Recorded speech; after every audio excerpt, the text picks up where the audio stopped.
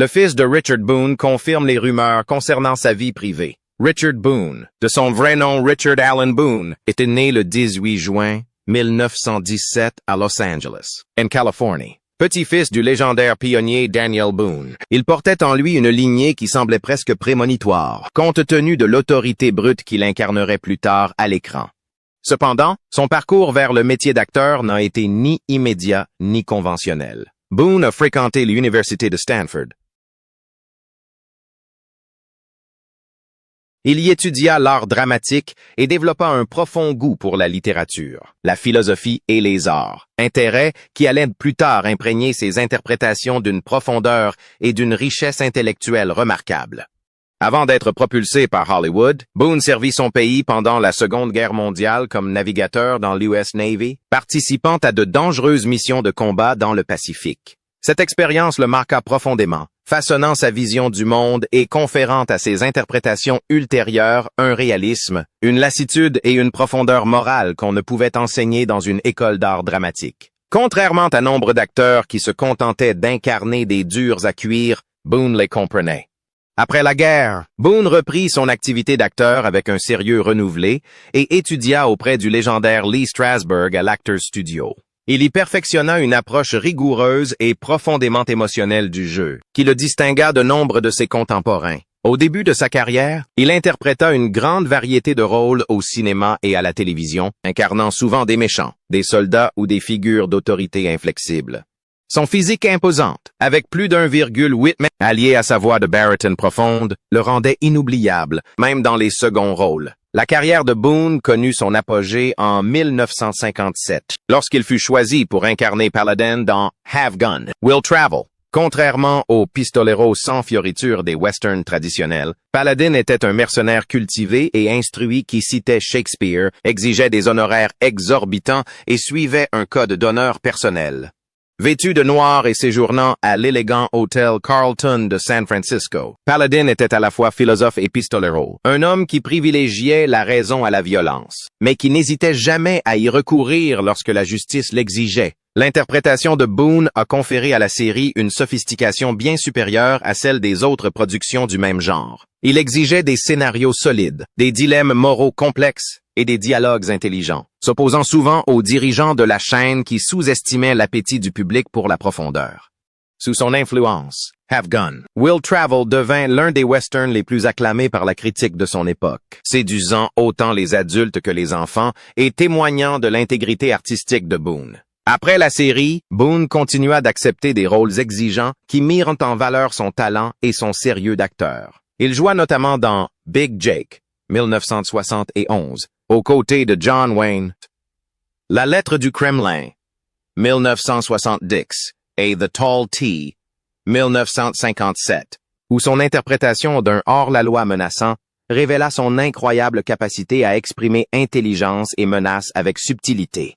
Il était tout aussi convaincant en héros qu'en antagoniste, brouillant souvent la frontière entre les deux. Dans les années 1970, Boone connut un regain de succès à la télévision avec Heck Ramsey, incarnant un ancien pistolero devenu détective à l'esprit médico-légal, apportant une fois de plus intelligence et profondeur à un rôle typique du genre. À l'instar de Paladin, Boone transforma ce qui aurait pu être un personnage conventionnel en une figure réfléchie et tournée vers l'avenir, reflétant son engagement de toujours à interpréter des hommes qui évoluaient, se questionnaient et s'adaptaient.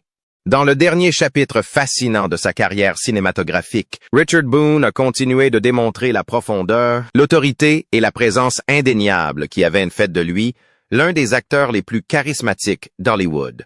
En 1974, il apparaît dans The Great Niagara, puis dans Against the Crooked Sky en 1975. Des films qui lui permettent d'affiner encore davantage les personnages rudes et désabusés qu'il incarnait avec tant de conviction. À la même époque, Boone retrouve John Wayne pour la troisième fois, apportant sa gravité au dernier film de Wayne, profondément symbolique, The Shootist, 1976.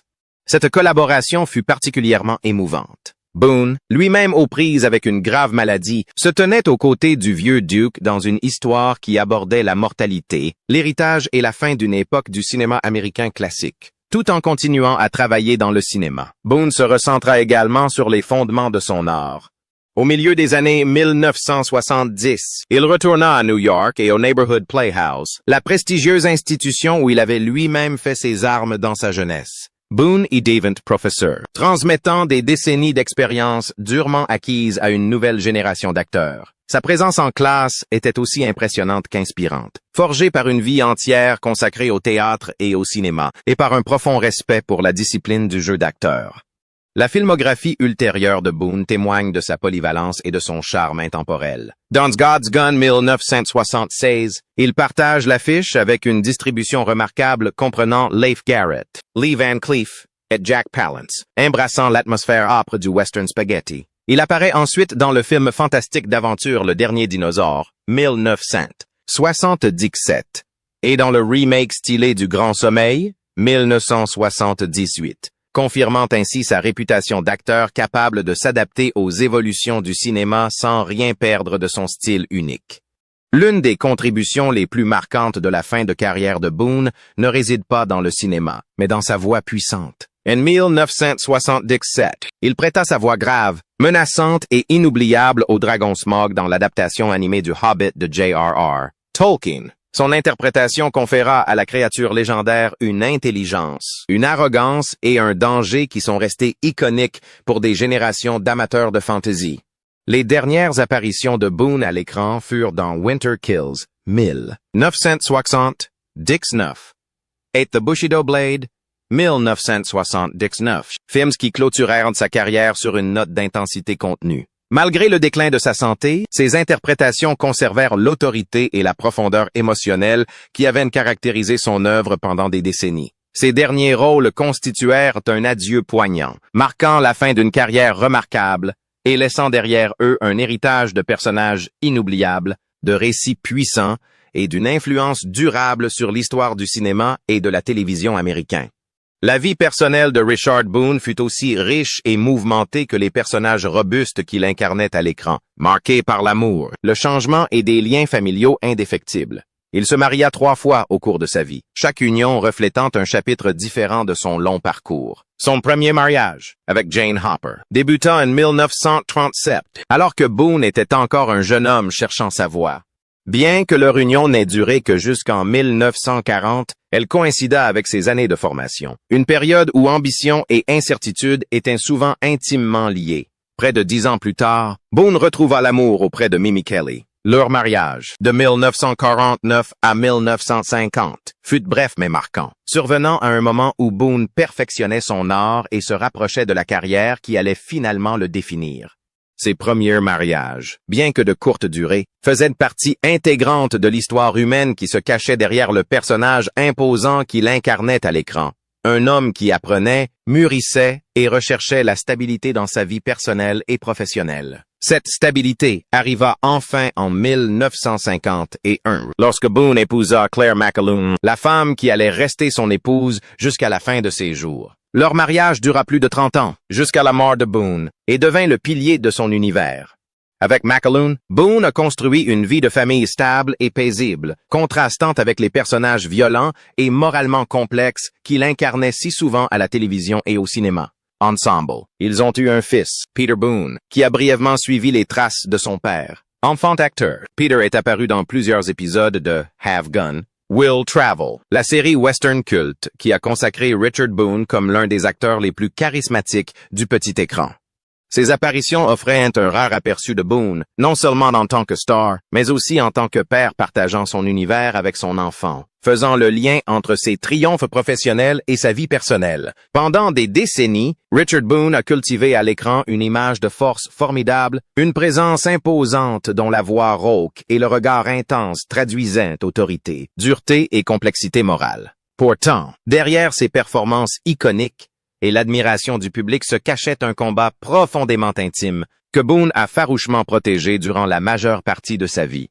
Ce n'est que des années plus tard, grâce aux révélations sincères et douloureuses de son fils, que la vérité sur les souffrances cachées de Boone commença à se dévoiler. Selon ce dernier, les rumeurs qui circulaient discrètement depuis longtemps parmi ses amis et collègues n'étaient pas des exagérations, mais les fragments d'une réalité bien plus vaste et tragique. Le fils de Richard Boone révéla que son père menait une vie secrète, marquée par des douleurs chroniques. un déclin physique et un tourment moral causé par une maladie dévastatrice qui le rongeait depuis des années. Tandis que Boone continuait de travailler et de se présenter comme un homme résilient et inébranlable, sa vie privée était de plus en plus marquée par la maladie. Celle-ci rongeait lentement ses forces et son bien-être, transformant chaque jour en un combat contre une douleur constante. Ses proches ont été témoins de la guerre intérieure acharnée que menait en réalité cet homme célèbre pour sa force. Une guerre qu'il laissait rarement entrevoir. À ces souffrances physiques s'ajoutaient des habitudes que Boone lui-même peinait à justifier ou à abandonner. Son fils a confirmé que Boone fumait beaucoup et consommait de l'alcool depuis de nombreuses années. Des habitudes profondément ancrées bien avant les derniers mois de sa vie. Il ne s'agissait pas de simples plaisirs passagers, mais de dépendances de longue date qui, à la fois, apaisaient et intensifiaient ses souffrances. Au cours du dernier mois de sa vie, les ravages causés par des années de tabagisme et d'alcoolisme devinrent impossibles à ignorer, accélérant son déclin et accentuant la tragédie de ses derniers jours. Le plus déchirant était sans doute la franchise de Boone, du moins au sein de sa famille, quant à son incapacité à maîtriser sa dépendance. Dans un moment particulièrement poignant, Boone admet son alcoolisme directement à son fils, sans chercher à l'idéaliser ni à l'excuser. « J'ai bu jusqu'à avoir la gorge en feu, et je n'ai plus pu boire », avoua-t-il, révélant non pas de la bravade, mais du désespoir. Cette déclaration dévoilait un homme pleinement conscient de son autodestruction, et pourtant impuissant à l'arrêter. Boone ne niait pas le mal qu'il se faisait à lui-même, ni à ceux qui l'aimaient le plus. « Je sais que c'est nocif, mais je n'arrive pas à me contrôler », a poursuivi Boone, ses mots reflétant une lucidité douloureuse quant à son état. « Il y a quelque chose qui cloche chez moi, même avec l'aide de mes proches. » Ces remarques soulignent la profondeur de son combat, non seulement contre l'alcool, mais aussi contre ce sentiment de désespoir intérieur que la dépendance engendre si souvent. Malgré l'inquiétude, les supplications et le soutien de sa famille, Boone se retrouvait pris au piège d'un cycle dont il ne pouvait ni s'échapper, ni se soumettre pleinement. À travers les révélations de son fils, Richard Boone apparaît non seulement comme un acteur célèbre, mais aussi comme un être profondément humain, imparfait, souffrant et d'une honnêteté bouleversante dans ses moments de vulnérabilité. Son histoire n'est pas celle d'un scandale, mais celle d'une tragédie silencieuse, celle d'un homme admiré par des millions de personnes qui a porté un fardeau immense en silence. En découvrant la vie privée de Boone, le public est invité à dépasser la légende et à prendre conscience du prix à payer pour lutter contre la maladie et la dépendance à une époque où de tels combats étaient rarement évoqués. Le dernier chapitre de la vie de Richard Boone fut marqué par une dignité discrète, des souffrances physiques et un sentiment d'apaisement qui reflétait la complexité de son existence, tant à l'écran que dans la vie privée. Il s'est éteint le 10 janvier 1981, à l'âge de 63 ans, à son domicile de St. Augustine, en Floride, mettant ainsi un terme à la carrière de l'un des acteurs les plus charismatiques et intellectuellement brillants de la télévision. Au moment de son décès, Boone luttait contre un cancer de la gorge, une maladie qui frappa avec une cruauté particulière, un acteur dont la voix était l'un de ses atouts les plus précieux. Son timbre grave, profond et autoritaire était essentiel à son image à l'écran, notamment dans Have Gun, Will Travel, où son débit mesuré et ses monologues philosophiques contribuèrent à transcender le simple affrontement armé pour donner au western une dimension nouvelle. La maladie le priva peu à peu de cette caractéristique si particulière, transformant la parole elle-même en un effort douloureux et épuisant. Pour un homme qui avait jadis dirigé les plateaux de tournage avec aisance et assurance, cette perte fut profondément personnelle et dévastatrice. On pensait généralement que le cancer de Boone avait été aggravé par des années de tabagisme intensif, une habitude courante à Hollywood à son époque, et qu'il n'a jamais nié publiquement. Fumer faisait partie intégrante de la culture de l'industrie et du mode de vie de Boone, souvent mêlé à de longues journées de travail, au stress et à la consommation d'alcool en société. Alors que sa santé se détériorait, les conséquences de ces années devenaient impossibles à ignorer. La maladie progressait inexorablement et, malgré les traitements médicaux, l'état de Boone s'aggrava, entraînant de graves complications qui finirent par lui coûter la vie. Durant ces derniers mois, Boone choisit de rester chez lui plutôt que d'être hospitalisé, passant ses derniers jours dans la paix et l'intimité relative de St. Augustine, une ville côtière historique loin des projecteurs d'Hollywood. La Floride lui offrait une existence plus paisible où il pouvait réfléchir à sa vie, à sa famille et à son travail, loin des intrusions constantes du monde du spectacle. Ses proches le décrivaient plus tard comme un homme physiquement affaibli, mais dont l'esprit restait vif, introspectif et pleinement conscient de sa fin imminente.